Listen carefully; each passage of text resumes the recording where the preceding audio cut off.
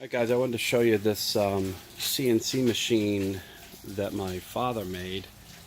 It's out of wood and whatever else he could find for parts.